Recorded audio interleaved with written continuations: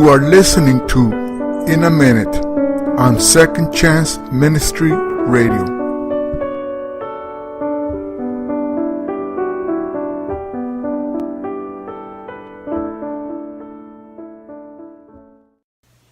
Hey, welcome to In a Minute.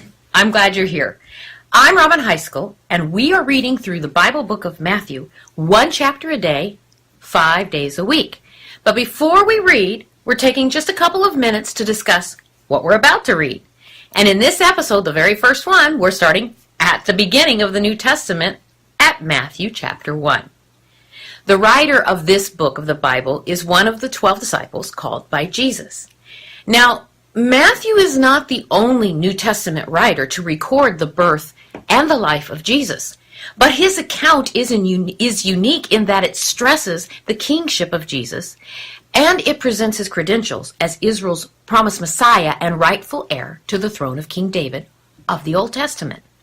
Now, showing that Jesus is the Messiah is so paramount to Matthew that 53 times he cites Old Testament scriptures and prophecies about the coming Messiah.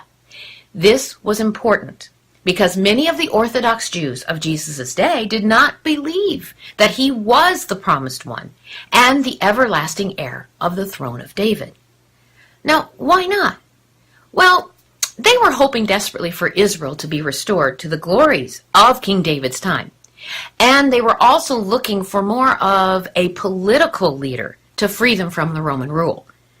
But God often has a different agenda than we do, and he always has a better plan. The Gospel of Matthew does describe a kingdom. 33 times in Matthew, he uses the term kingdom of heaven, and 4 times we'll find the term kingdom of God. Because of Jesus, each one of us has the opportunity to become a citizen of this glorious and everlasting kingdom. So, as we read through the book of Matthew over the next few weeks, watch for characteristics of God's kingdom, and then determine to diligently follow Jesus. Matthew chapter 1 begins with the genealogy of Christ, and I know that it's tempting to skip or just to kind of skim over this list, but a good rule of thumb for Bible study is that if it's in there, then it's important. And the genealogy of Matthew is important because it validates the Bible's historical accuracy. It confirms the prophecies that Jesus is the Messiah, descended from the royal line of David.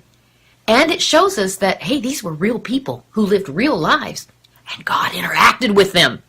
And Matthew chapter 1 gives us insight to the real lives of the Jewish culture of Jesus' day. At that time, the marriage covenant began with a year-long engagement called the betrothal. Now, although there was no physical consummation of the marriage during this time, it was a binding commitment, and it could only be broken by divorce. And it was during this time, this betrothal time, that Mary was found to be pregnant.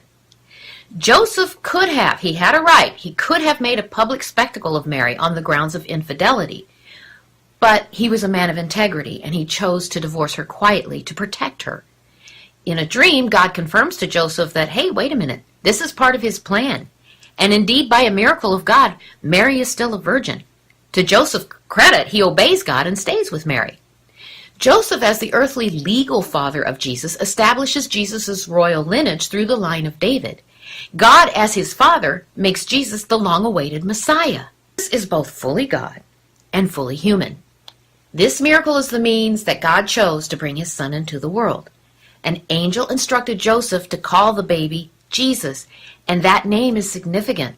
In Hebrew, it is Yeshua, and it means the Lord shall save. It's for this reason that Jesus came into our world. His work was to accomplish the greatest miracle that you or I can ever receive, salvation from eternal separation from God, and to come into a right standing with a holy God. But don't take my word for it. Read it for yourself.